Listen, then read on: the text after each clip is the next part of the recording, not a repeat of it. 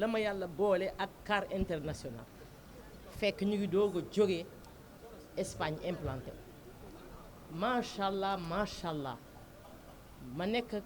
architecte yor cabinet projet bu ma yàlla jox liggéey macha allah liggéey naa fa ak ñoom te amuñu ci dara lu ñuy naqari li gën a am solo mooy les relations humaines parce que di nga liggéeyloo nit sax ngeen séq liggéey bi rek mu jeex mais nga séq ak nit liggéey mu dem ba mel ni sa frère xale yi ci fii ñu mel ni say doom am na koo xam ne Lamine sama waa kër dañu maa ne sa doom bi ñëw na fi tellement que les relations dafa rafet te nitay garabam ñu leen di ñaanal nag 2008 ba léegi ku def lu baax ngay am liggéey jaamu yàlla la man mii 85 laa doon architecte te maa ngi yor cabinet ba léegi ndax jaamu yàlla la samay waa kër bu ñu nee toogal man leen tooguma damay dem liggéey ndax liggéey jaamu yàlla la ndax liggéey bi ñi ngay employé ñu war a jaar ci sa wërsëg loolu day tax yàlla du la xañ wërsëg boobu kon nag góorgóorlu leen ci seen employé yi ndax boo leen nekkee ci kaw ñi ci suuf ñoo nekk ci naaj wi ñoo yor liggéey bi kon nag yal na yàlla boole leen ak seeni employé ngeen soqoroo ni asamaan ak suuf yàlla yokk xéewal yu baree bari ndax nit ñaa ngi dem di jënd ay aluminium fu nekk mais man client bu ma am dama naan la demal nga visiter di car international soo demee visiter soo ñëwee daan ma y a pas de souci je donne le marché à car international Jóob nag dañ koy ñaanal rek am na yar am na teggin baax na liggéeykat la ndax am na loo xam ne soo ko defee rek yàlla fay la y a pas de sikki sàkk loo ko def yàlla fay la kon Jóob fi nga bëgg a yegg ci car international gi yal na borom bi subhanahu wa taala yeggal la fa nag ci jàmm ak salaam bàyyi na nag ak sa waajur ndax man dama bëggoon sama yaay man ku ñu tudd sa yaay rek sama yaram day daw yàlla bàyyi la ak sa waajur mu gunge la ba ci kanam a kanam maa ngi gërëm ñëpp di sant ñëpp. J'ai parlé à mon nom personnel mais j'ai parlé au nom de l'architecte de l'ordre des architectes du Sénégal. Je suis une doyenne au niveau de l'ordre des architectes et je suis accompagnée de ma sœur Aïssatou qui représente actuellement monsieur Mbaw qui a eu un déplacement de dernière urgence. Donc jërë ngeen jëf baal leen ma ak bu yàq wax ji guddee baal leen ma ak bu dëngee ngeen baal ma du ci man. baal leen ma rek ma yokk ci benn kii bu ndaw ci madame Samba bi may dem Umra damaa dem ba Umra mu ne ma Jóob Baxdaad kii sama papa mi ngi Baqiya ma woo ko mu ne ma ñaanalal ma ko mu ne ko madame Samba am na loo xam ne espagnol yi dañ naan garab ci kaw lay fekkante te yow suñu mën nañoo wax ne suñu yaay nga suñu référence la tibb naa ci sama xol ñaanal sa waajur bii ñaanal fi sama waajur yi yi fa ñu tëdd ñaanal fi bépp waajur parce que lu am tey rek waajur yi la amul nëbbante bu ñu sonneek wala yooyu loolu lay wax fii soo fi amee 100 francs soo ko mënee promouvoir mu dem leneen du sa njàmbaarte say waajur la il faut ñu reconnaître loolu tamit c'est important jërëjëf. li ma si dolli rek mooy c'est vrai que man je suis à l'ordre des architectes je suis inscrit à l'ordre des architectes mais actuellement je suis membre du conseil de l'Union des architectes d'Afrique damay jël kàddu pour wax ci li ngeen tuddee seen profilé bi ndax Malick nekku fi Malick nag Malick sama rakk la daf ma jël rek daal di ma def mag ñuy def ay émission ñu tudd architecture pour tous di invité nit ñu ñëw di nit ñoo xam ne non duñu ay architecte mais dañuy xelal ci suñu liggéey léegi moo tax ma bëgg a wax nag ci bàkku dañu ne bàkku c'est vrai que dañ ko jël tuuti ci mbër yi mais bàkku ça veut dire que ñun architectes yi tey fa nu toll quels que soient les bâtiments j'insiste bâtiments yi nga xam ne dañ ko hérité fii lañ ko fekk mën nañu ci mën a liggéey ba nga xam ne day niru loo xam ne ñun mën nañ ci dëkk parce que fa lañ toll et c'est ce qu'on appelle l'identité architecturale donc ñu insister léegi bu ñu ne bàkku dañ ne duñu toog rek di xaar ñu ñëw jox ñu liggéey wala di xaar ñu invité ñu ci liggéey dañ si bokk di indi ay solutions di dem un peu même plus loin parce que dans les recherches de financement pour que les projets puissent aboutir. Maintenant, je suis architecte, mais je suis urbaniste. Et je travaille depuis 2003 avec les forces armées. Et je continue d'ailleurs. Léegi monsieur Diop nag maa ngi ko fekk ci état-major bi ñu doon tabax fii Caserne Samba Diéry Diallo entrepreneur baa ngi nii. Et donc j'ai pu constater son professionnalisme. Et donc ça ne m'étonne pas aujourd'hui ñu ñëw ba fii fekk fa mu pousser plus loin. Et su ko tuddee bàkku ça veut dire qu'on peut aller plus loin et à faire des choses yoo xam ne ça nous appartient.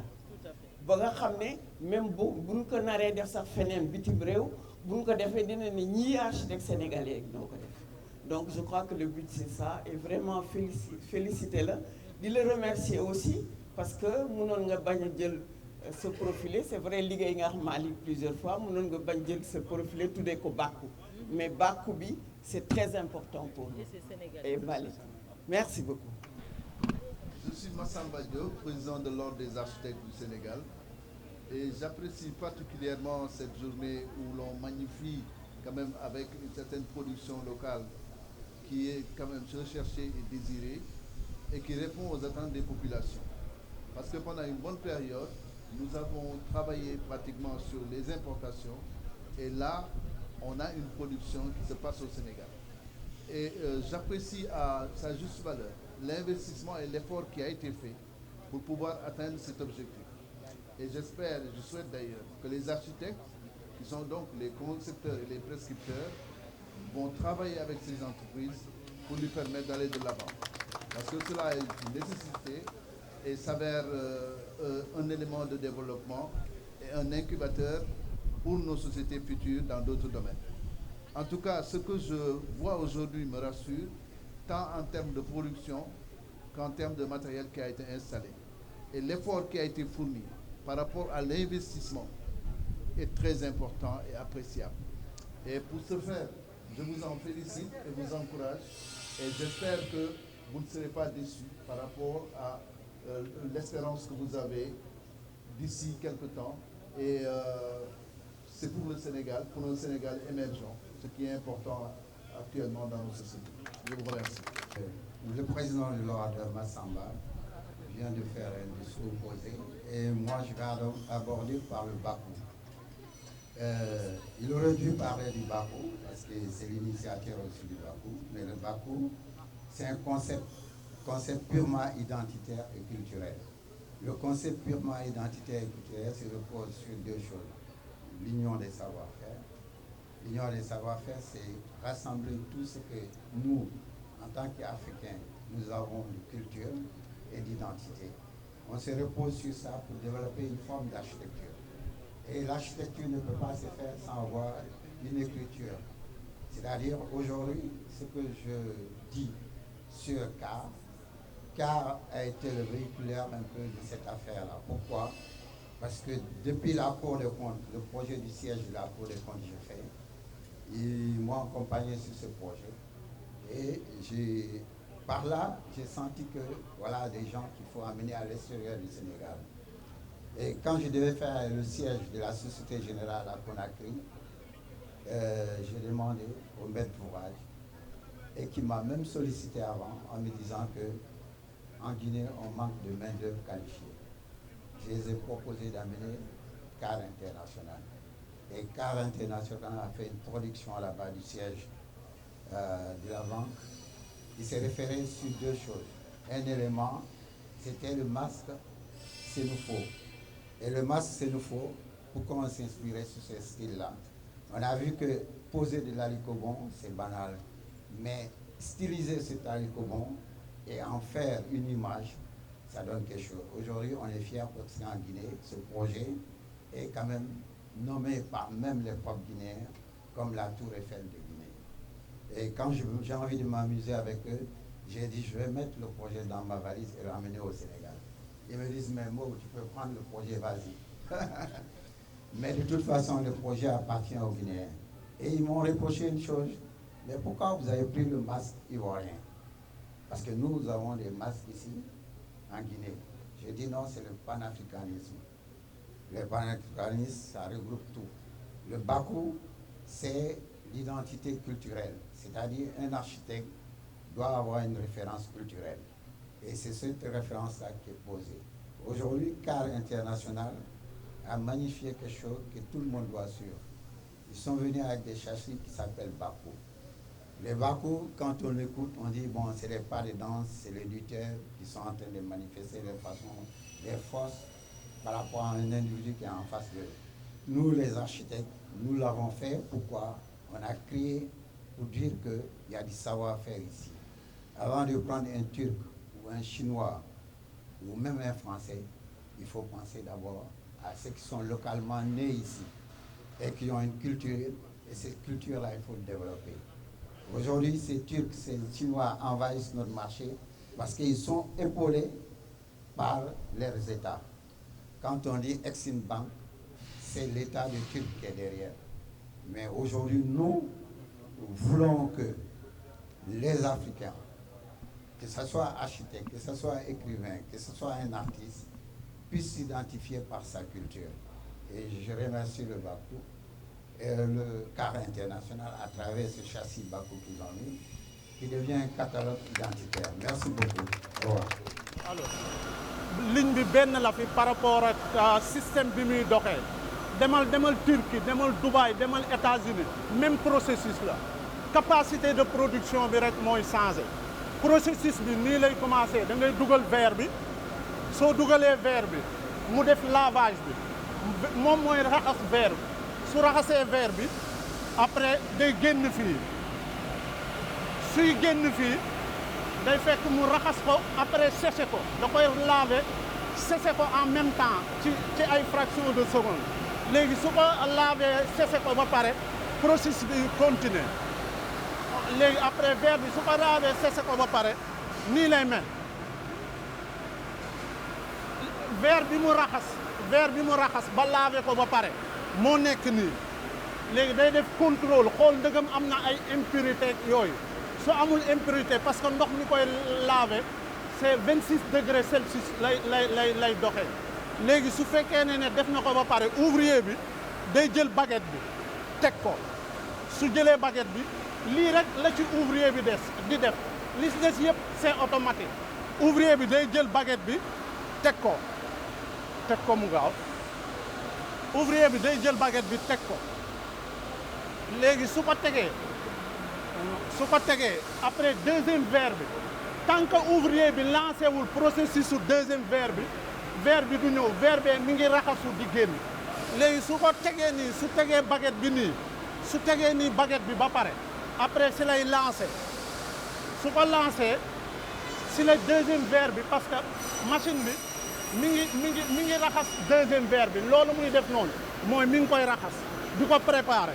léegi ouvrier bi su tegee nii verre bi ba pare su tegee processus bi nii baguette bi ba pare léegi baguette bi fii lañ koy defaree machine bi moom ngay dugal dimension bi soo dugeelee dimension bi mu programmer la daggal la baguette bi sambaleel la ko su la ko daggalee ba pare sambalé c'est automatique da ngay dugal kii bi mu ñëw mu sambalé ko xam naa après dinañ def su ko sambalé ba pare après baguette bi moo nekk nii léegi baguette bi su ko defee nii ba pare machine bi moo koy def su ko machine bi defee après da koy sambalé nii léegi su ko sambalé nii day ñëw fii mu programmer ko su ko programmer moo koy wàcce en fonction moom li mu bëgg a dugal ak quantité grain bi nga xam ne moom lay soxal machine bi lan lay def day permettre verre bi processus su verre bi soo ko exposé ci soleil bi mu bañ a am éboulement léegi da koy sol grain yi mu koy sol mooy permettre humidité boobu du am ci verre bi léegi de ce fait su koy kii da koy bës nii su ko bësee moom moo koy bënn solal ko boppam léegi su solee grain bi ba pare su ko solee nii ba pare léegi après day ñëw fii moo koy solal boppam moo koy koleel boppam yow doo ci def dara soo pare baax na ñëwul fii léegi su paree day ñëw fii lii mooy machine collage bi mooy coller baguette bi mooy permettre baguette bi mu def ci colle lépp c'est automatique moo koy tourner nii collé ko de telle sorte que baguette bi léegi day am colle ci adhérence pour mu am adhérence ci ñaari verre yi léegi su fekkee ne baguette bi am na adhérence ba pare après day ñëwaat fii léegi baguette bi pare na day ñëwaat fii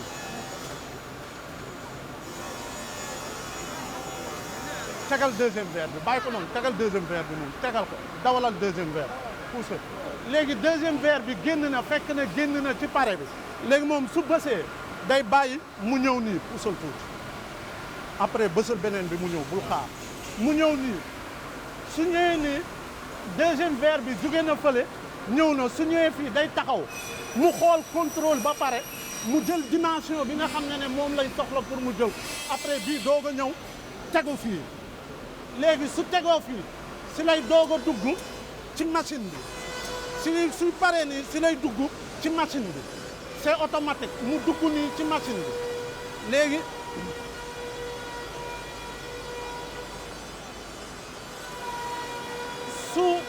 su duggee ci machine bi nii ana monsieur Mbow monsieur Mbow yéen moom lii il faut ngeen waaxu tuuti parce que yéen leen bëgg ñu kii ko léegi su duggee ci machine bi day génn nii xoolal su génnee nii collé na ñaari verre yi mais su koy génnee day def processus su xool ko ndëgam verre bi amul impurité am yëpp léegi mu def pression bi ñaari pression moo am pression normale ak pression gaz argon pression gaz argon bi da lay permettre su fekkee ne da ngaa def verre bi ci naaj bi moo yi nekk AIBD du bàyyi ne naaj bi génn système boobu am na léegi su génnee ci système boobu lay ñëw fii Brigitte Casa lancé léegi su ñëwee fii automatiquement da koy lancé su ko lancé day ñëwaat fii léegi su ñëwaatee fii day taxaw ordinateur bi moo koy lire en fonction dimension bi mu bëgg ak yooyu mu lire ko su ko liiree yow doo def dara après moom moo koy jëlal boppam su ko xoolee ba pare moo koy jëlal boppam yóbbu ko fële léegi baal ñax après nga dem ci jël ventouse bi baal ñax pare ngeen foofu léegi système collage bi lii technologie la boo xam ne technologie dernière génération la moo am fépp mooy day koleel boppam su kolee mooy nettoyel boppam taxaw gis nga moom la koy def ni taxaw su taxawee puusaat verre bi léegi donc soo jëlee processus départ bi ba yegg si fii en un temps record da lay defaraat verre dimension boo bëgg da la koy koleel la ko d'une façon boo xam ne bu mucc ay la léegi su la ko koleelee nii su ko kolee machine bi moo koy kole yow dootoo kole ak sa loxo su ko machine bi kolee nii ba kole ko ba pare su ko kole na 4 côté yëpp da koy finir moom moo koy finiral boppam ba mu gis ne baax na mu lancé ko mu arrêté mu lancé wu mu dem fële léegi su ñëwee foofu su ñëwee fii lépp système bi c'est automatique su ñëwee fii machine bi moo koy jëlal boppam da ngay ñëw ay demal Casa moo koy jël nii léegi ouvrier bi moom raxas lay def teg baguette ak récupérer li si des yëpp c'est numérique 100% machine bi moo koy def léegi su fekkee ne jël na ko yëkkatil su fekkee ne jël na ko léegi verre bi moo koy jug nii mu jël ko léegi su ko jëlee comme nii da koy teg fii su ko tegee fii 24 heures mu wow léegi su woowee que ce soit ngay jëm ay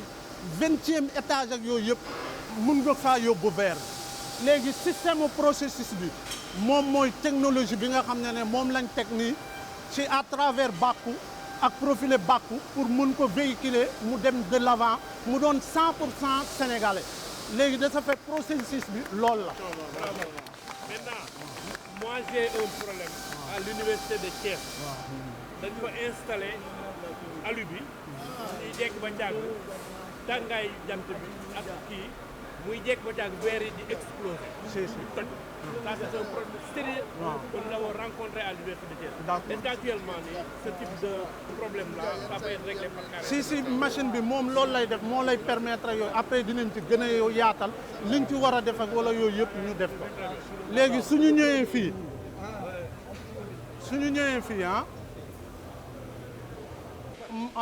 président machine bi moom mooy def polissage u verre bi. Ok. polissage u verre dimension verre boo ko jox da koy polir mais dama fàtte ubbi tamit benn brèche bu am importance comme machine bi soo ko bëggee gis ci Sénégal da ngay ñëw CAR wala nga dem C3S. ñoom am nañ tamit processus su machine u machine u polissage bi parce que ñoom tamit ñi ngi def lu mucc ay ci ñi ngi joxe seen participation ci liggéeyu promouvoir ouvrier sénégalais léegi su ko jëlee da koy jël nii ouvrier bi da koy jël dugal ko ci machine bi su koy dugal nii lay mel day dagg léegi machine bi moom moo koy polir léegi da koy polir de telle sorte que verre bi après su génnee yow da nga koy day doon produit boo xam ne fini lay doon mën du la dagg ak yooyu que ce soit verre 6 même dimension verre bu munti doon soo ko indee fii dañ la koy produit dañ la koy defar de telle sorte que ne produit bi fini bi moo nekk nii léegi moom lii lay defar machine bi lii la ñuy wax polissage lii lay defar lii léegi da lay permettre ci table yeeg ci yi ngay war a teg yëpp moom ngay utiliser moo lay permettre nga am produit fini bi suñ ko daggee parce que day daggee ñëpp xam nañ ne verre suñ ko daggee day dagge léegi soo ko dugalee ci machine bi su ko defee noonu moom la ñu dugal nii mooy def léegi léegi nañ dem fële ci léegi fii partie bii muy jëm mooy partie bii mu jëm mooy mécanisation Alicobon su fekkee ne façade Conakry bi biñ defee ak monsieur Mbow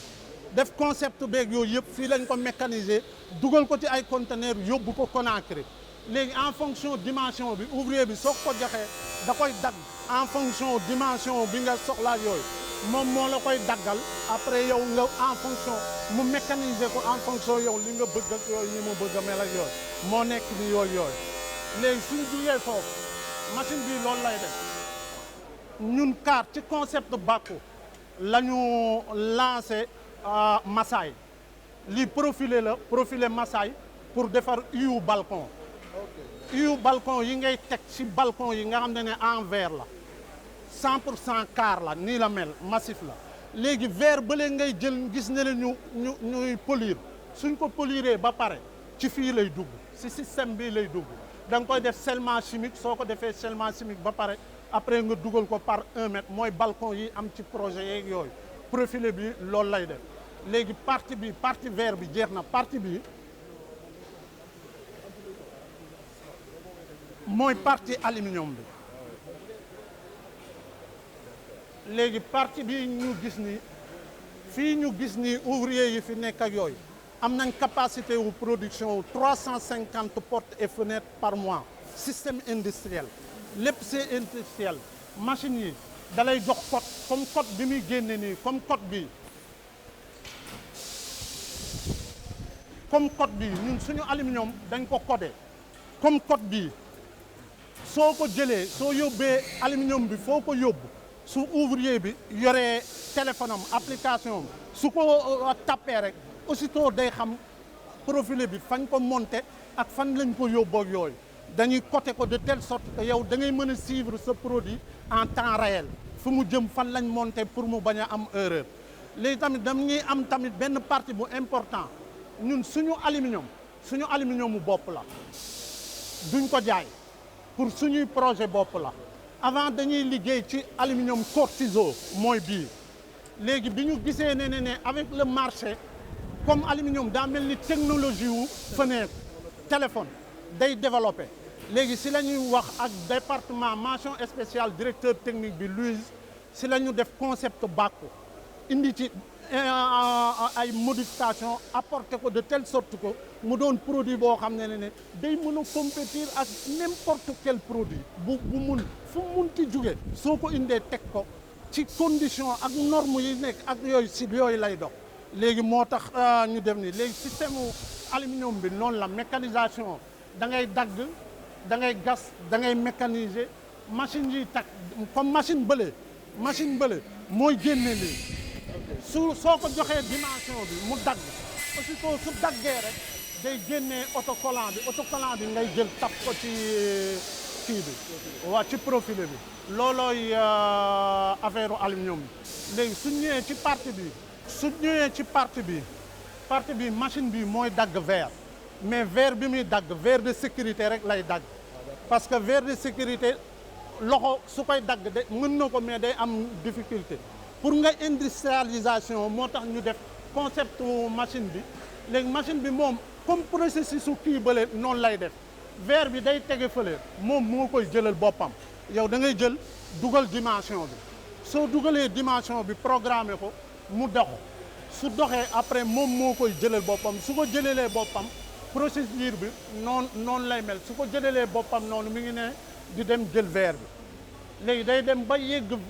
ci verre bi su demee ba yegg ci verre bi après da koy jël yëkkatil ko boppam doo ko tëral ci taabal bi yow doo ci def dara après day arrière fu arrière yëkkati verre bi tëral ko ci taabal bi léegi su ko tëralee ci taabal bi si lay dox wàcce ko su ko wàccee nii dox mu ñëw fii mais comme que verre dafa délicat moo sax processus bi di am muy jël benn lenteur beeg yooyu te comme que verre bu spécial lay dagg léegi moom day def noonu su defee noonu mu dem su demee nañ taal kii su demee noonu après mu ñëw fii su ko kiiwee après su ko demee ba teg ci taabal bi si ngay doog a lancer kii bi programme verre bi après léegi soo ko lancé si lay koy jëlee noonu léegi tant que lancé woo ko du ko jël léegi lancé na ko léegi si la koy jëlee dawal ko su ko dawalee indi ko fii su ko indee fii après si la koy dagg si dimension exacte moo tax su may wax monsieur Mbow ma ne non ma ne monsieur Mbow ñun dagguñu verre millimètre amul processus bi léegi moom mooy def nii su defee nii day ñëw fii léegi comme que verre de sécurité la il faut mu dagg ko par Celsius léegi da koy dagg à degré de 26 à 27 degrés Celsius soo lancé dimension bi lancé ko ba pare léegi moom machine bi chaque kii procédure la moom mooy mi ngi nii mi ngi dagg verre léegi soo dugalaatee programme bi moom mu jël verre bi di ko dagg mi ngi koy dagg léegi su ko daggee comme des verres de sécurité la munoo ko machine bi su ko daggee ba pare il faut mu am lame boo xam ne day tàkk dina génn nii ci suuf à un degré boo xam ne ça tourne autour de 80 à 60 degrés Celsius moo koy permettre mu séparer verre bi en deux sinon machine bi su ko daggee rek du ko mën a séparer léegi su ko defee nii ba pare da koy dagg ñaari yoon parce que da koy dagg ci kaw dagg ko ci suuf parce que verre de sécurité la léegi su ko daggee ci kaw dagg ko ci suuf su ko daggee ci kaw nii dagg ko suuf léegi nag si la processus coupe bi di jóg moo nekk nii léegi nag degré bi mooy permettre mu mën a séparer verre bi ci condition yoo xam ne yow ni nga ko bëggee la processus su dagg bi loolu la fii tamit c'est 100% automatisé depuis le début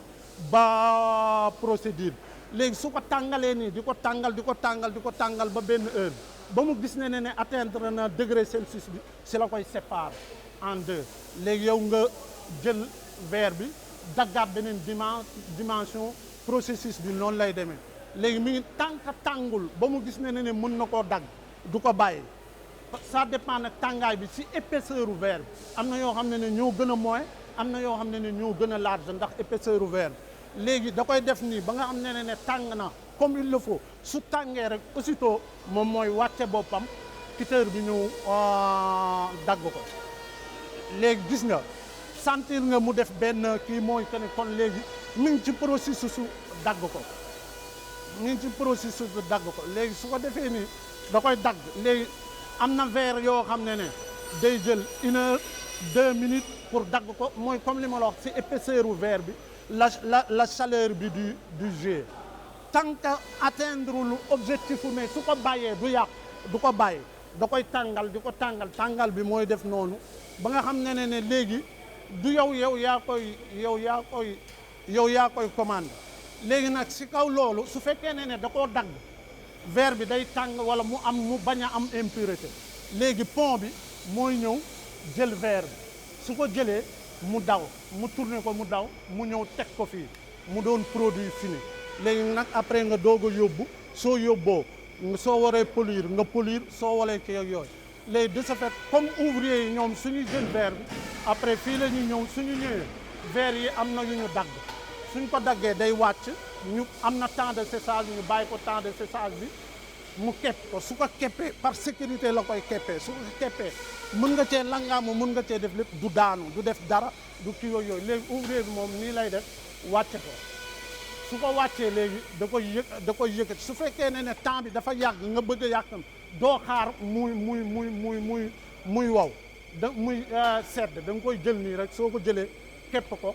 soo ko keppee après yëkkati c'est automatisé à 100% léegi verre bi su ko kiiwee su ko liiree rek da koy jàpp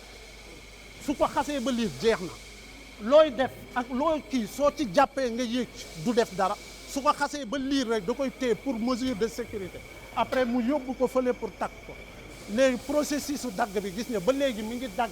ndax temps bi muy laaj mooy dépendre ci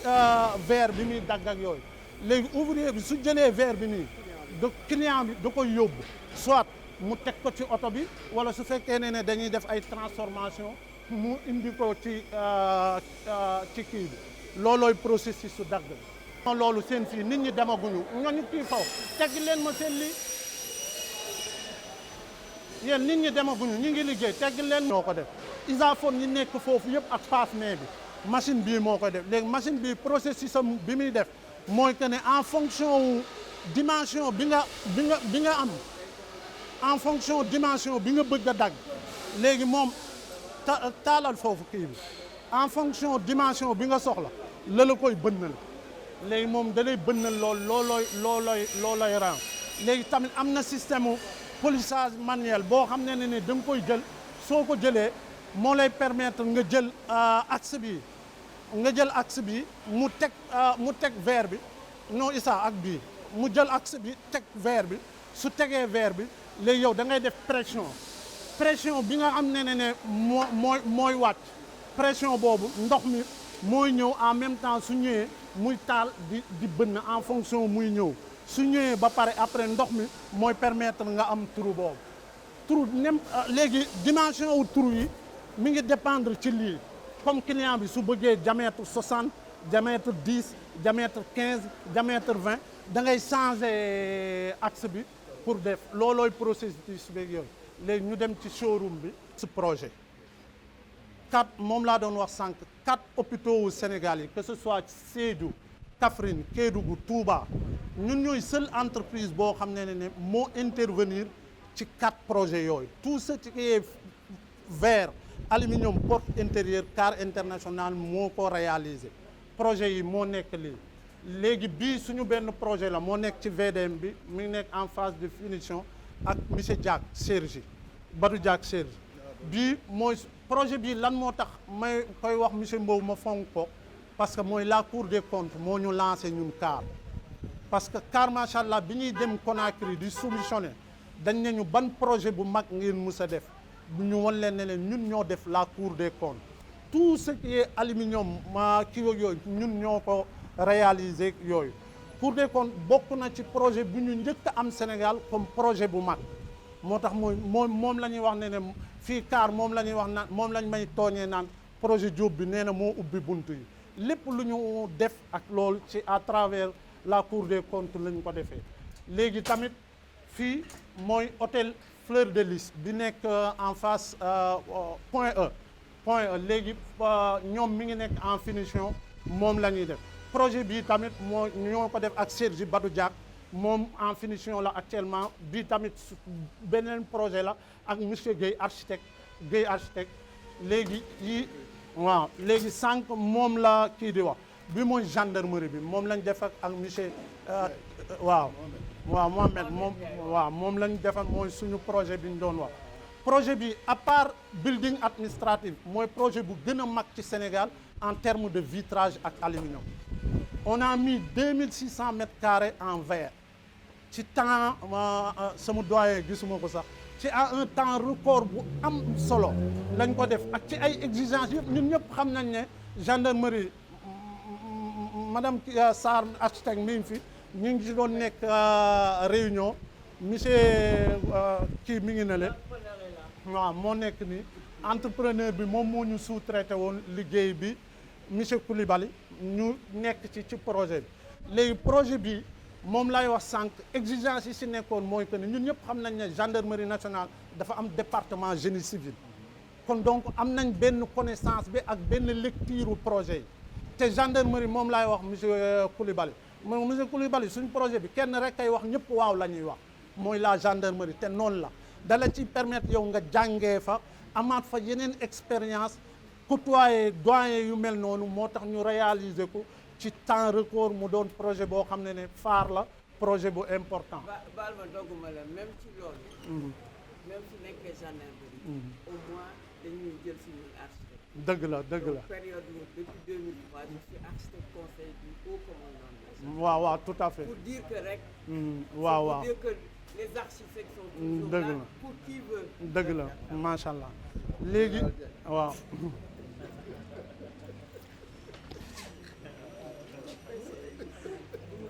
léegi comme ni ma waxee moo tax sama waa kër yi dañ may tooñ naan ma ba tey pour lan yow Cour des comptes nga koy def ay 2 photos ay 3 photos yooyu ma leen parce que yéen xamoo leen importance ak impact bi Cour des comptes def fierté la nga romb foofu rek ne lii ñun ñoo ci participer te daf ñoo permettre comme li may wax ñu ubbi ay buntu yu bëree bëri ba Conakry keeg yooyu am na suñu benn client administrateur la dañuy def benn projet dama ne ko maa def waa CAR ñoo def Cour des comptes rek mu ne kon da ngeen may liggéeyal léegi nag suñu projet adresse su Conakry soo demee Conakry Pël Fuuta yëpp Guinéen yëpp benn wax la ñuy wax soo nee ana bâtiment sénégalais yi dañ nañu yóbbu banque centrale société générale bii monsieur Mbow di wax ak yooyu fii lañ ko defaree 100% sénégalais bi ñuy ñëw dañoo envoyé monsieur Mbow mi ngi témoin ne ko est-ce que ñii nga wax ne ñu démarré ñu gagné projet bi capable nañ pour liggéey projet bi te ce qui est important mooy dañ ko def ci condition yu difficile mooy période Covid bi nga jël doomu jàmbur yi yóbbu leen foofu mooy li Vieux doon wax ak yooyu ñu dem foofu def fa liggéey bu remarquable bu mucc ay ba léegi fu ñuy wax dañ naan bâtiment sénégalais yi kon boog CAR comme li may wax naan parrain wu jour bi da koo mérité parce que liggéey nii rek kii daf ñoo tette ñu ànd ci dem condition yoo xam ne yu mag a mag la moo ñu permettre ñu mën a am ay référence yu bëree bëri macha allah et cetera projet bi su fekkee ne fii hôtel Palm Beach la bi ñu koy rénover 366 chambres hôtel Palm Beach tout ce qui est aluminium ak balcon ñun ñoo ko def Palm Beach hôtel léegi bon kii bi de Cour des comptes ce qui est spécial mooy la nuit su tàkkee Guinée moom la monsieur Mbow di wax naan les Guinéens dañuy wax naan nan lañ koy tuddee tee sax Tour Eiffel ndax su tàkkee la nuit ce qui est impressionnant mooy xam comme moom fi mu nekk dafa nekk presque en centre ville soo nekkee ci pont bi da nga koy gis su avion bi di su tàkkee la nuit beneen affaire la lii moom fierté sénégalais la à 100% wax fa dëgg yàlla et cetera comme que temps bi léegi nag ñu ñëw ci borom bis bi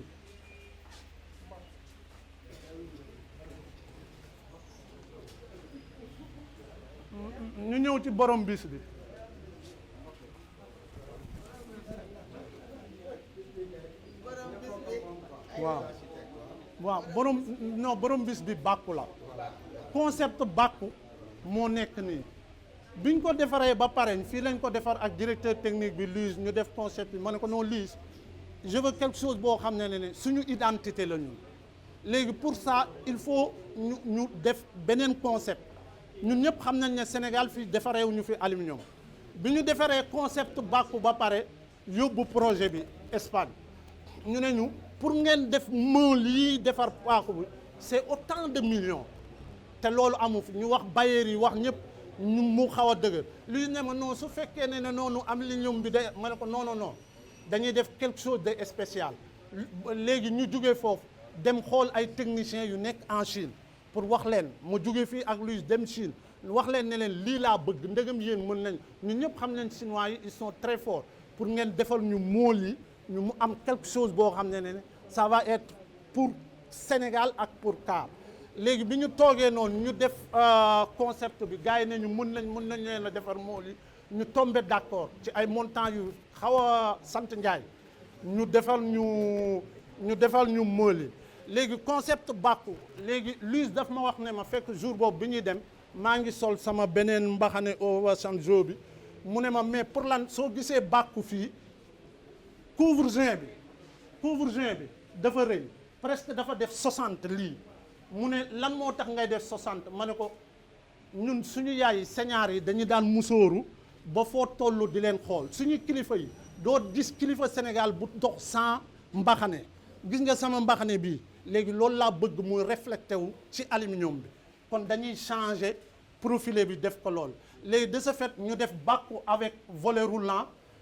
possible na que ce soit électrique que ce soit manuel da nga koy fu la neex nga def ko électrique manuel que ce soit électrique que ce soit manuel léegi def ko d'une façon boo xam ne bu mucc ay ñun ñëpp xam nañ ne Sénégal fii période hivernage bi benn concept la am client bu ñëw danaan la soo ma defaralee fenêtre mbaa du dugg ndox ñu travailler ci lool def système drainage eau pluviale bu mucc ay nga xam ne aluminium bi def ko ay test su ci ndox mi duggee rek aussitôt day génn léegi nag loolu mooy bàkku ci à la coulissant bi léegi bàkku à la française bi ma ne ko léegi dañuy def beneen parce que ñun Sénégal tamit réalité Sénégal la ñu adapté wu ci profilé yi da ngay def client mu ne la sa aluminium bi monté nga ko mais ci suuf day duggal poussière parce que porte à la française yi ñu bari bëgguñu ko parce que day duggal poussière léegi mu ne Luz nañ ci travailler d'une façon boo xam ne moo ñuy permettre ñu am quelque chose de spécial léegi nii la ñuy def ci aluminium bi dañuy créer benn parce que tamit bëgguñu kaas boo xam ne soo ko kii si la ñu créer kii bi partie bas bi léegi su tëjoo doo xam ne soo koy dox nii doo ko sentir day mel ni kii léegi soo tëjee bunt bi da lay permettre nga am sonorisation boo xam ne à 100% la poussière du dugg dara du dugg luy dox rampant ak yooyu du dugg léegi loolu ci concept bàkku bi lañ ko lancé léegi tamit am nañ système porte pliable boo xam ne su la neexee da nga koy plier nii tëj ko ubbi ko soo ko ubbee mu puus ne le dem ne le léegi tamit bi bàkku en 3 rails la parce que fii léegi architecte Sénégal dañu bëgguñu fenêtre parce que fii d'habitude ñun ñuy defar dañuy def fenêtre benn dimension rek bi Sénégal sosoo bële dañ naan la 1m20 1m10 mais léegi avec architecte yi seeni exigence dañuy def hauteuru lento léegi pour def hauteuru lento mu répondre aux normes si la ñu jël bàkku en 3 rails léegi da lay permettre yow soo ubbee fenêtre bi nii mu permettre la nga am espace plus d'espace wala nga tëj ko nii mu doon 3 rails yi nga tëj ko système bii la ñu def pour des grandes baies baie bi hauteur bi su demee ba hauteur dernière day dem ba 2m60 2m70 hauteur boobu aluminium bi mën parce que loolu la vérité ñi fi nekk comme ay fabricants xam nañ ne problème la woon au niveau Sénégal ñun nag ak bàkku permettre nañ ñu mën a dugg ci n'importe quel projet rek pour bañ ñu ne non léegi yéen Sénégal amoo leen aluminium bu mën a dem benn hauteur bi ak benn portée bi léegi si la ñu defal bàkku coulissant en 3 rails léegi bii mooy bàkku coulissant en 2 rails moom la ñu def nii mooy bàkku coulissant en 2 rails soo gisee bii monsieur le président dañ koo def verre simple verre boo xam ne benn verre la léegi machine bi ñu doon woon xool sànq ci kii yooyu moo tax bii ñu def ko en double vitrage léegi da lay permettre pourquoi double vitrage yow su fekkee ne projet bi ngay def dafa nekk zone boo xam ne dafa bari bruit wala nga nekk ci stade ak yooyu soo ko monté da lay permettre nga am benn isolation en terme de sonore ak acoustique ak énergie tamit économisation énergie da la koy permettre loolu possible na ak double vitrage bi nga xam ne moom la ñuy raaf léegi dolli ñu foofu bi ñu demee ba léegi dañoo jour boobu dama histoire ak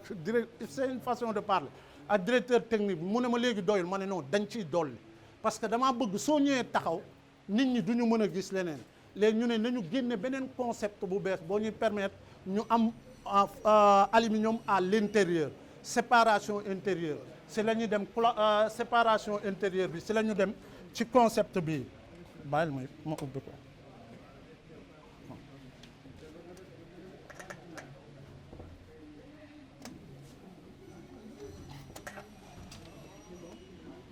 dafa waaw ci concept bi léegi dalay permettre yow aluminium bi soo ko defee ci sa intérieur lii du doon gênant parce que dafay moins visible doo ko gis day doon loo xam ne dalay permettre ak tamit gis nga intérieur parce que kenn bëggul toog sa biir salon exigence su architecte yi ci laay waxee di gis aluminium léegi ñu dem ci concept moins d'aluminium plus de verre léegi moo waral ñu defar concept bi à l'intérieur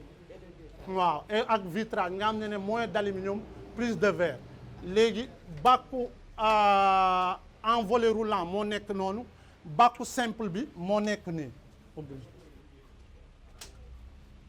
bàkku simple bi moo nekk nii dalay permettre nga am fenêtre boo xam ne te tamit dafa am fii réalité parce que ñun suñu liggéey chaque jour fin de chantier lay ñëw day fekk borom neer yi tendre léegi il faut nga dem ci concept boobu nan ngay def ba copte ko ba mu jox la liggéey bi te doo ko sonal léegi ñu ne LUISE dañuy def ci qualité rapport qualité prix léegi que ce soit aluminium bi nga xam ne moom ngay gis ci yooyu différence de prix bi transport bi la ak dédouanement bi mais à part ça soo dindee transport bi ak dédouanement bi soo koy jaay mën nga koo jënd fii ci mbedd mi léegi moo waral ñu def coulissant bi en bàkku de rail def couvre-joint bi bon lii la ñu jotoon a def comme liggéey pour yàlla def ñu année prochaine bi ñu démarrer ko à travers architectes yi ñu permettre ñu promouvoir suñu projet. pour benn mot c'est-à-dire comme concept bàkku la wax et le président de l'ordre aussi est là architecte la aussi il y a Aïda qui est architecte aussi bon xam nga la différence entre les Européens et nous mooy lii quoi xam nga lii vous avez vu la vis là. Pour nous lay am fi lu mu fiy wut mais bu ko européen bi defee ba noppi dafa am lu muy def fii nga xam ni day jël couleur bi quoi. waaw loolu c'est la différence. mais la trouvaille ici li nga xam ni ñun dañ see amoon problème mooy le seuil d'entrée parce que dafay am nga liggéey kër ba noppi bu tawee ndox mi dugg wala nga def benn carreau yéegal yooyu yëpp c'est moche alors que si c'était en Europe seen balcon ak niveau entrée salon bi c'est le même niveau c'est-à-dire ni ñu koy defee pente bi rek mooy la mais lii mooy corriger lépp quoi léegi pour revenir aussi au sachet dafa am moom xam na ko je vais pas dire leur nom c'est des fabricants de alu châssis dans le monde ils existent et ils sont reconnus partout c'est les meilleurs ici dans le monde man bi ma daan def cours de compte dama ni ko référence boobu laa bëgg parce que référence boobu boo ma ko joxul du ma mën a liggéey ak ñoom ils sont à peu près à 53 millimètres je crois par rapport à l'épaisseur et puis ñoom ñu ñëw wot ma benn différence boo xam ni c'est similaire y a que le nom qui diffère léegi sur ça mu ne pourquoi je vais pas créer ma marque parce que boo créer benn marque bu tudd Baku ko mën a jël dina ñëw si yow ne la pardon ma utiliser ce tour wala ma jënd en tant que industriel parce que moom passé na la phase production ma ngay jënd ñëw kii maintenant il est en train d'industrialiser c'est-à-dire de borom xam-xam yuy def étude mu nekk ak ñoom et puis di développer des concepts yoo xam ni ça s'appelle Baku te Baku bi li ma koy laaj rek na ñëw gis président de l'ordre mu verser les royalties parce que non d'accord aussi mu jël suñu Baku di si dem quoi mais li may wax nii vraiment on le félicite quoi parce que c'est vraiment quelque chose quand vous allez au Lagon 2 vous verrez là-bas benn escalier boo xam ni le saxo l'instrument de musique de Miles Davis loolu laa interprété mais dama ko breveté boo demoon sax New York jël loolu tu me payes des royalties mais boo leen demee Lagon 2 au restaurant vous allez voir propriétaire bi bu mu bëggoon a rénover affaire bi sax bu ma woo ne ma Marie je touche à tout sauf ça parce que ça c'est une pièce maintenant qui devient une œuvre d'art bon man vraiment je le félicite d'avoir pensé à Baku et de prendre le nom et de commencer à l'industrialiser maintenant. Mais du bàkku mbër hein. Bàkku industriel. léegi pour Yal na la léegi yàlla président pour finir jàppale. waaw allahumma amin seen kontaan yow sama sœur nga macha allah léegi am nañ système bi parce que mooy système bi nga xam ne mooy système moom la ñuy wax oscillo battant léegi da lay permettre yow su fekkee ne da ngaa bëgg plus ventiler da nga koy ubbi nii mu ubbeeku nga mais su fekkee ne da ngay génn pour dem tamit te bëggoo fii dafa am humidité ak yooyu nga def système basculant bi mu basculer nii léegi mu basculer nii moo lay permettre yow ngay ventiler te sans autant pour nga am problème mu sécurité pour dugg ak yooyu léegi système oscillo bi tamit def nañ ko ci concept bàkku mais moom lan moo tax mu am de plus buñ ciy def yëpp en même temps di kii suñu projet ak Coulibaly mooy mur rideau bi moom lañ def madame ci gendarmerie Colobane moo nekk nii même concept bi tamit mur rideau bi semi industriel la mur rideau bi soo ko bëggee gis da nga koy ut à l'étranger wala nga dem aéroport AIBD moom lañ fa teg moom la ñu teg ci projet gendarmerie bi suñ ko tegee da nga ciy mën a yéeg da nga ciy mën a yéeg da nga ciy mën a yéeg ja waaw non bépp si L'architecte aussi, il faut donner son nom. waaw waaw Mohamed Ndiaye qui est jeune, mais qui est quand même devenu maintenant, je crois qu'il est khalife, non? Voilà, nit koo xam ne aussi vraiment Malick Mbow, architecte, membre du conseil de l'ordre des architectes. Bon, notre présence aujourd'hui, bon, je peux le dire en 2 mots, en tant que parrain du concept Bakou développé par CAR International et que j'ai longtemps cheminé avec CAR. Donc, ils m'ont désigné comme parrain de cette cérémonie pour nous montrer le châssis Bakou. Donc, c'est ça qui fait qu'aujourd'hui, nous sommes là. Tout à l'heure, vous avez expliqué l'importance de l'aluminium. Revenez un peu sur les tenants et les aboutissants. Bon, je dis l'aluminium, c'est un produit d'abord industriel. C'est-à-dire c'est extrait des mines et on le transforme pour faire un produit aluminium. Donc c'est un savoir-faire universel. L'aluminium n'appartient ni aux Européens ni aux Africains. C'est un savoir-faire universel. Donc c'est un produit que nous, les architectes, quand on parle de matériaux locaux même, on a besoin de l'aluminium. Parce qu'aujourd'hui, pour aller tendre vers la modernité, quelle que soit l'œuvre qu'on fera en BTC ou quoi, on viendra avec des châssis en alu. Les châssis, ça se fait de plusieurs formes. Ça peut être en bois, en métal, en alu. C'est pour ça aujourd'hui, nous sommes contents parce qu'on s'est rendu compte qu'il y a des Sénégalais qui ont mis en place une industrie qui produit de l'aluminium et qui le façonne et qui le fabrique sur place.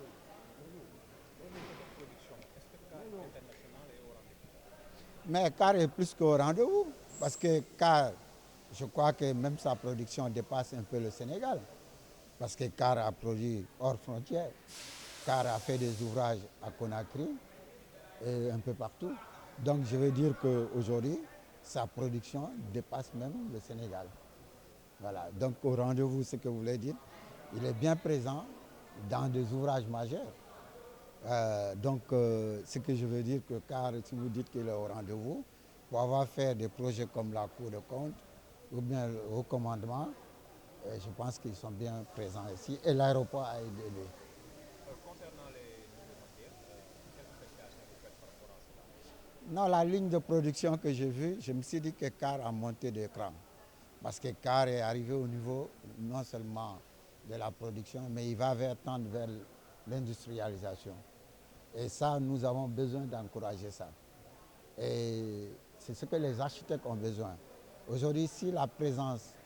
des architectes est là, c'est renforcé par le président de l'Ordre des architectes, Massamba Diop, qui est derrière moi, qui est le président de l'Ordre des architectes, qui est présent parce qu'il sait que c'est utile de venir encourager la production locale. Donc c'est pour ça que je dis c'est nécessaire d'avoir plusieurs CAR au Sénégal. Et sur d'autres noms et sur d'autres formes. tey nga teew fii nga xamante ne nii mooy carré Sénégal indi ay matériels yu bees nga ñëw ko xool d'abord ban gis nga am ci jëf yi nga xamante ne def nañ ko noonu tey. maa gis bi ma si am dama kontaan parce que doomu réew mi laa gis ne bi ma koy xam y a plus de 15-20 ans mais tey bi ma ñëwee gis ligne production bi mu nu woon c'est aluminium ma ni kii dépassé na fi ma xalaatoon foofu la yem kon li muy def même bu dee aluminium nga xam ni loolu nekkul woon suñu cosaan bi ñuy liggéey ay kër fii aluminium dañ koo soxla parce que suñu architecture day évoluer architecture buy évoluer dafa am ay produits yoo xam ne comme la ligne aluminium soxla nañ ko pour suñu conception pour suñu architecture donc li may kontaan rek damay féliciter CAR d'avoir travaillé un projet comme la Cour des comptes et d'avoir travaillé aussi un projet comme la Société Générale à Conakry et d'avoir travaillé un projet comme le siège du haut commandement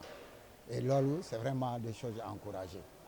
ci wàllu jumtukaay yi nga xam ne gis nga ko tey jii ndax jàpp nga ne mën na yokk ay jéego liggéey aluminium. Oui mën na yokk ay jéego parce que ligne bi ñu gis benn ligne la si plusieurs lignes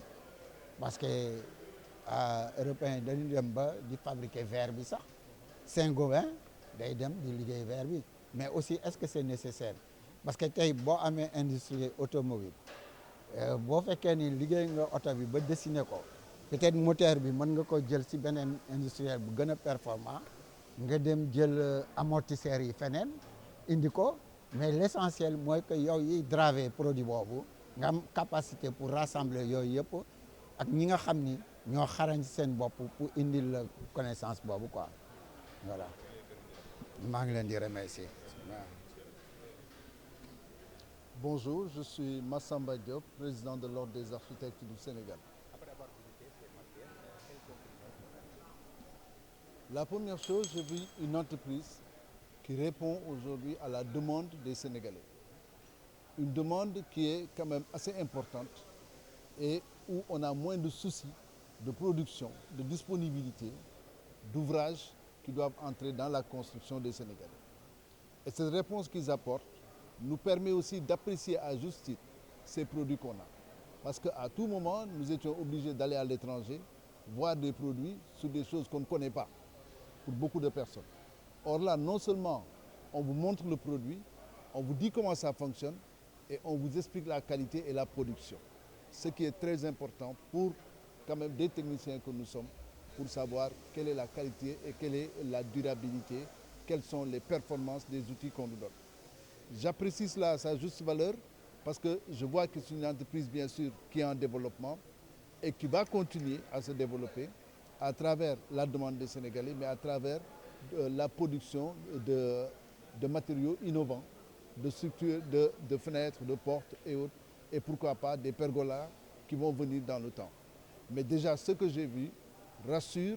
et nous permet d'aller de l'avant dans le domaine de l'architecture. Merci. ñu dem ci wolof rek gannaaw ba nga saytoo ba xool jumtukaay yu bees yi fi tey yow ban gis nga ñu mën a defal tey ci li nga xam ne moom lañ ci jël. li ñu fiy jëlee dañ ciy sant yàlla jël ndaxte nit ku nekk booy door di liggéey da ngay ñaan yàlla jëm kanam waaye li ñu gis nii lu dal xel la lu tax ndaxte loo xam ne dañ ko doon wuti bitim réew di dem li ñuy jënd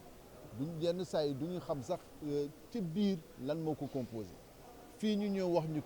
lan moo ko composé naka lañ koy liggéeyee naka lañ koy doxee naka lañ koy doxale buñ la ko tegalee tamit nga xam ni que lii nga am lu mucc ayib la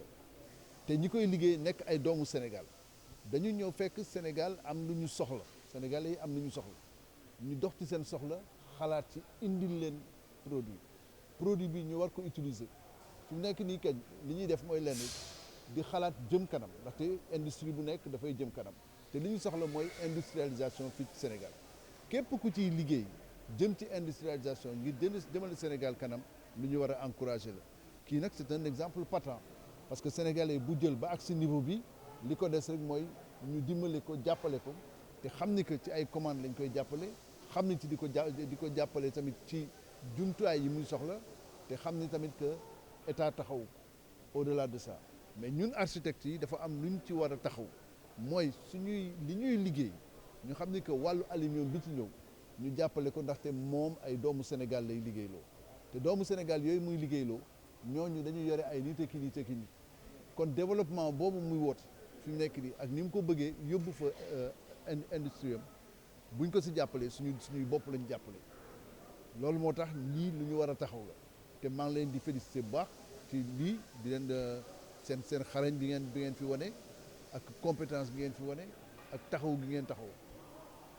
jërëjëf. Alors, mais je voudrais souligner vraiment des éléments. Je voudrais remercier mes deux confrères, déjà mes jeunes frères et confrères, et saluer leur ouverture, parce que c'est ça, je suis senior, mais il y a cette relation de demander aux seniors qu'est-ce que vous en pensez, et vraiment de les faire participer dans leur démarche. Surtout Malick Mbow, qui est le parrain de cet élément. Ce que je voudrais souligner, et je vais directement vers le produit, ce que M. Diop fait est tellement important parce que c'est une conception. Vous savez, quand nous sommes en phase de conception, c'est rare que nous ayons l'assurance d'avoir des gens, d'avoir des entreprises qui puissent être là au moment où nous concevons pour nous présenter leurs produits qui seront adéquats à ce que nous voulons faire du bâtiment final. Et je tenais à saluer ça et vraiment lui dire merci et lui dire vraiment bravo. Parce que ça, c'est important. Et c'est la première fois qu'on le voit, moi personnellement, c'est la première fois. Donc, insister sur l'idée de concevoir des éléments qui vont participer à l'élaboration, à la conception du bâtiment que nous sommes en train de faire. Et c'est ça que je voulais souligner. Et surtout dire que Bakou, comme on le dit toujours, le slogan « Union des savoir-faire dans l'art ». Et ça, cela veut tout dire. Ça veut dire qu'il y a les entreprises, il y a même tous les ouvriers d'ailleurs. Tout le monde est inclus dans ce processus. Et il est important de le dire et il est important de le souligner. Voilà. Rappelez-nous le nom, s'il vous plaît. Le nom, s'il vous plaît. Alors moi, je suis Aïssatou Diagne. Je suis architecte urbaniste. J'étais membre du conseil avant, mais j'ai cédé ma place aux plus jeunes d'ailleurs qui sont là. Et maintenant, je suis membre de l'Union des architectes d'Afrique. Voilà. Merci.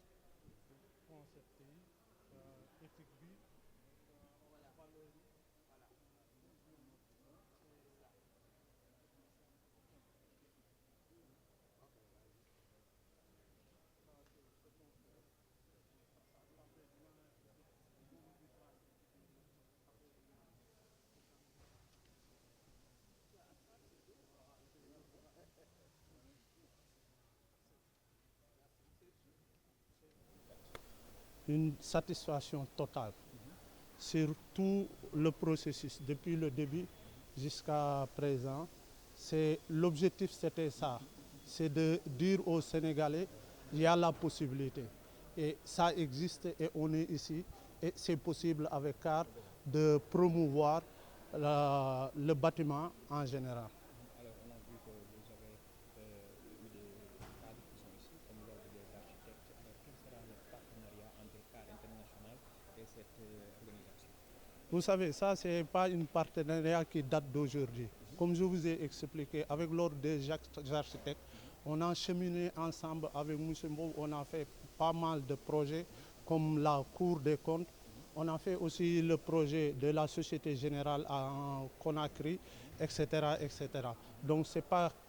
quelque chose qui date d'aujourd'hui. Juste votre dernier mot concernant ça, quel appel lancez-vous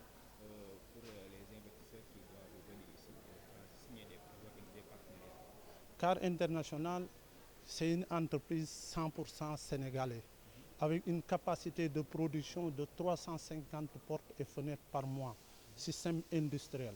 En même temps aussi, on a la ligne en double vitrage qui peut faire n'importe quel type de dimension de verre en double vitrage en argon,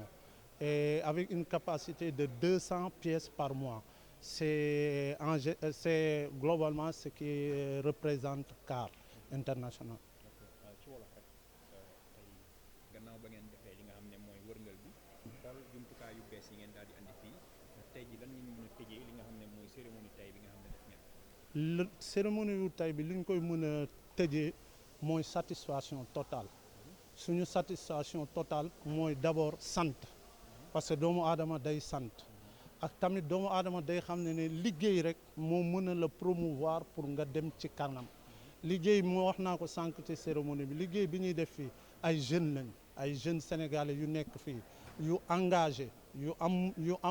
am énergie yu dynamique pour liggéey pour promouvoir Sénégal ci domaine bâtiment bi mu jëm ci kanam.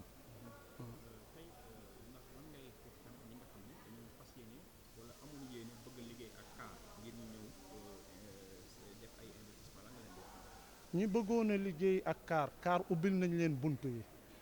yi ñu leen ubbil mooy que ne ñi ngi fii comme ni ma ko waxee c'est 100% sénégalais projet yi nekk fii il faut ñu koy jox entreprise sénégalais yi nekk fii parce que suñ ko joxee tamit entreprise étranger day ñëw jël main d'œuvre bi locale fii ba pare liggéey bi dem te du ko liggéeyee loo xam ne entreprise yi nekk fii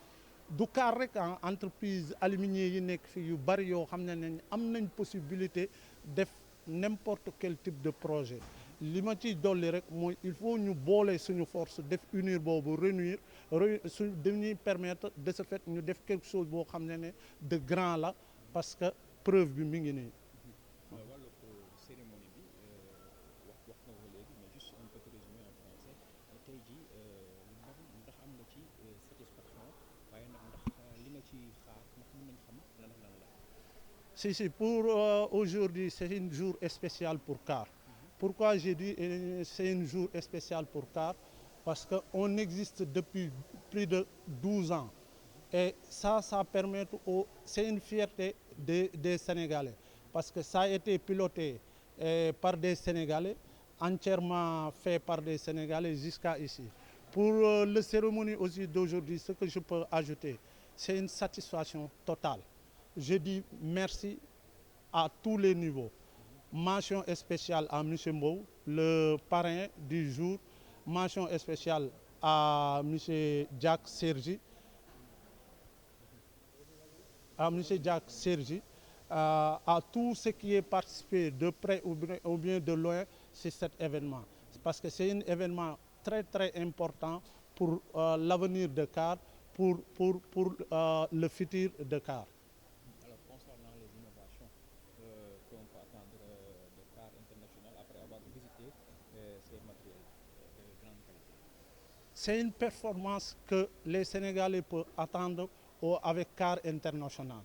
Une performance de technologie, parce qu'avant on était en analogie. Maintenant on est sorti de l'analogie pour aller en numérique. Vous avez vu, il y a ce processus-là du début à la fin. Ce processus-là, c'est quelque chose qui est important pour l'industrie sénégalaise. Donc ça, c'est quelque chose que je dis et je le répète, il y a des possibilités ici au niveau du Sénégal.